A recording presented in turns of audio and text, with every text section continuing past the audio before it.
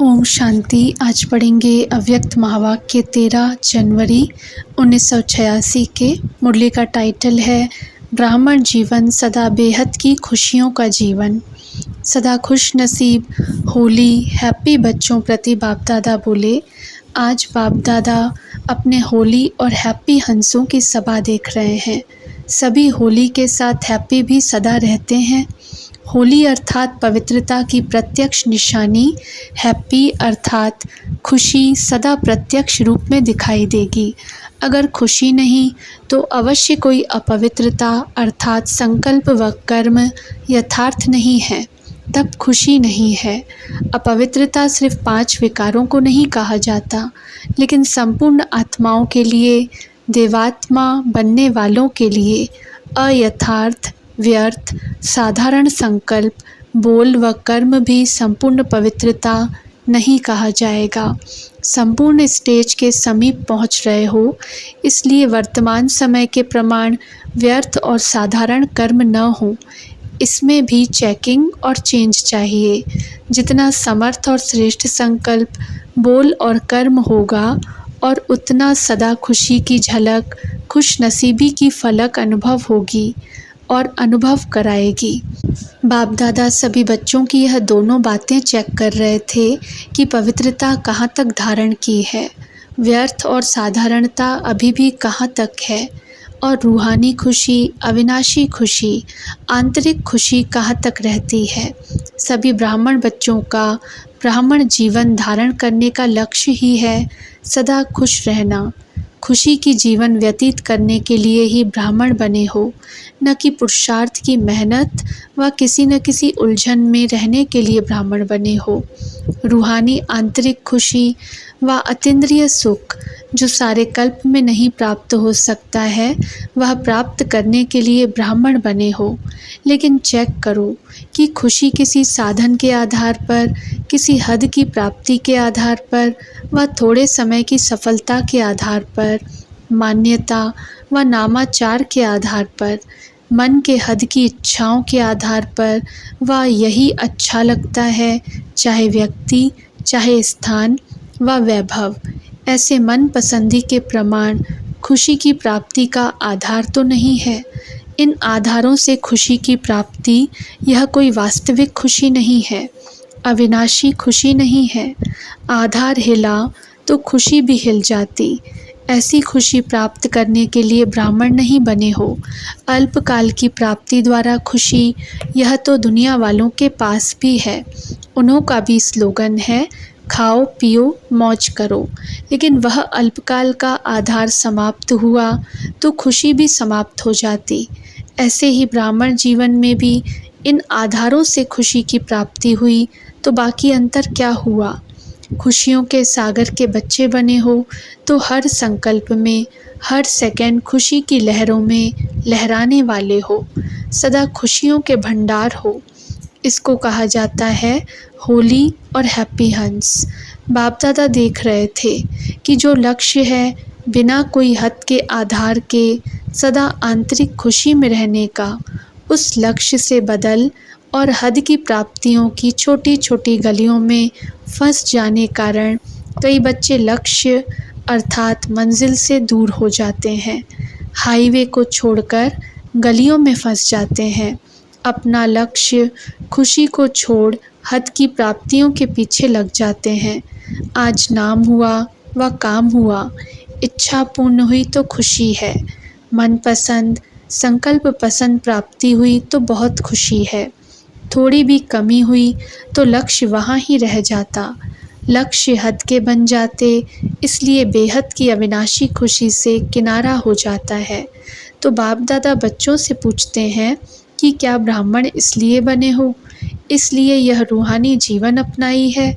यह तो साधारण जीवन है, इसको श्रेष्ठ जीवन नहीं कहा जाता। कोई भी कर्म करो, चाहे कितनी भी बड़ी सेवा का काम हो, लेकिन जो सेवा आंतरिक खुशी, रूहानी मौज, बेहद की प्राप्ति से नीचे ले आती है, अर्थात हद में ले आती है, आज मौज कल मूंज, आज खुशी कल व्यर्थ उलझन में डालती है, खुशी से वंचित कर देती है, ऐसी सेवा को छोड़ दो।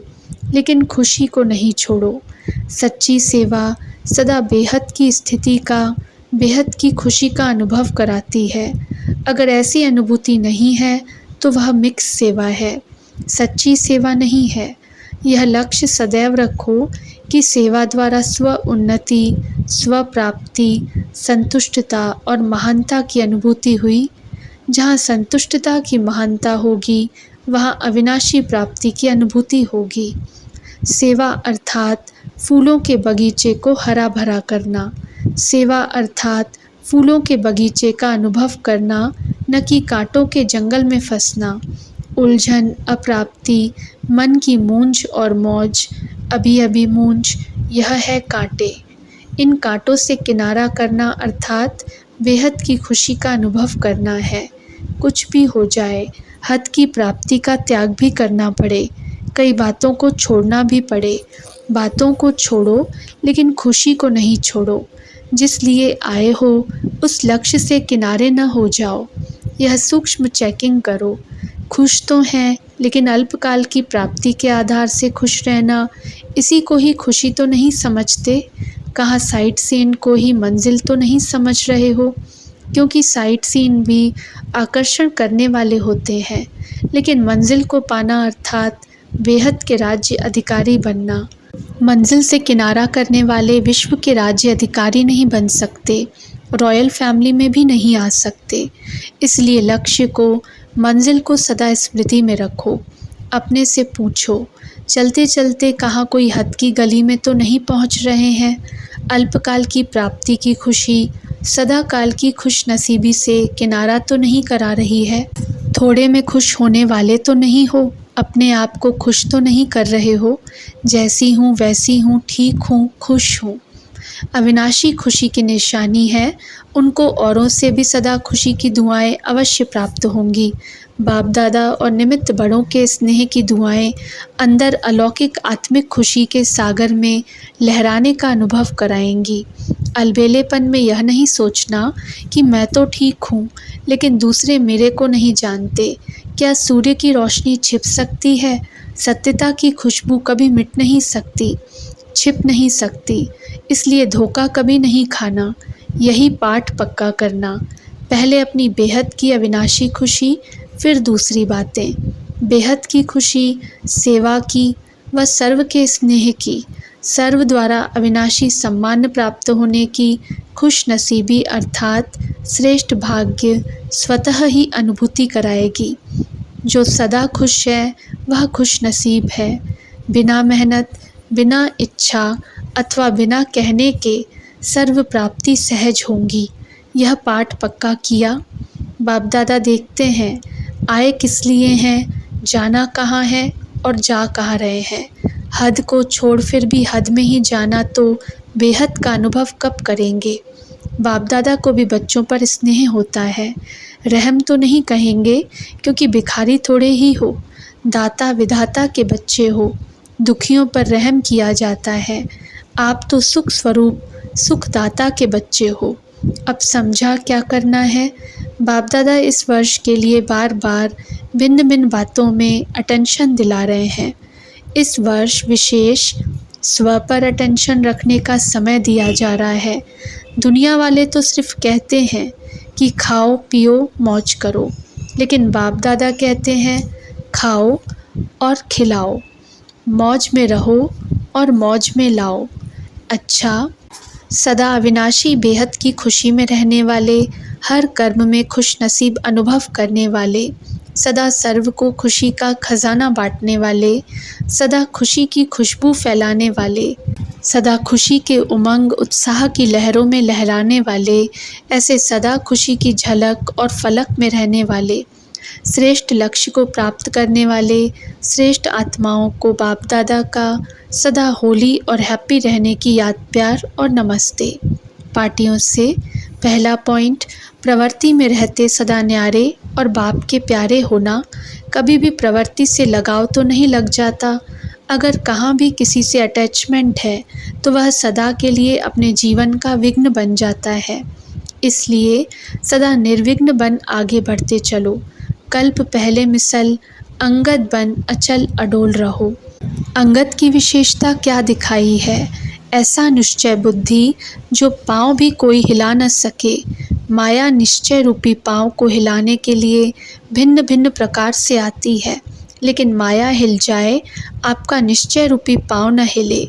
माया स्वयं सरेंडर होती है। आप तो सरेंडर नहीं होंगे ना। बाप के आगे सरेंडर होना, माया के आगे नहीं। ऐसे निश्चय बुद्धि सदा निश्चिंत रहते हैं।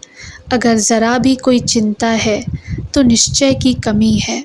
कभी किसी बात की थोड़ी सी भी चिंता हो जाती है, उसका कारण क्या होता? ज़रूर किसी न किसी बात के निश्चय में कमी है। चाहे ड्रामा में निश्चय की कमी हो, चाहे अपने आप में निश्चय की कमी हो, चाहे बाप में निश्चय की कमी हो। तीनों ही प्रकार के निश्चय में ज़रा भी कमी है तो निश्चिंत नहीं रह सकते। सबसे बड़ी बीमारी है चिंता। चिंता में बीमारी की दवाई डॉक्टर्स के पास भी नहीं है।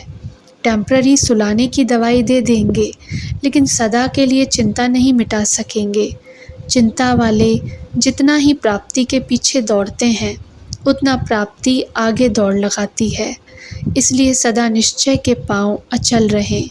सदा एक बल, एक भरोसा, यही पांव है। निश्चय कहो, भरोसा कहो, एक ही बात है। ऐसे निश्चय बुद्धि बच्चों की विजय निश्चित है। दूसरा पॉइंट, सदा बाप पर बलिहार जाने वाले हो। जो भक्ति में वायदा किया था वह निभाने वाले हो ना। क्या वायदा किया? सदा आप पर बलिहार जाएंगे। बलिहार अर्थात सदा समर्पित हो, बलवान बनने वाले। तो बलिहार हो गए या होने वाले हो? बलिहार होना माना मेरा कुछ नहीं, मेरापन समाप्त, मेरा शरीर भी नहीं। तो कभी देह अभिमान में आते हो? मेरा है तब देह भान आता है।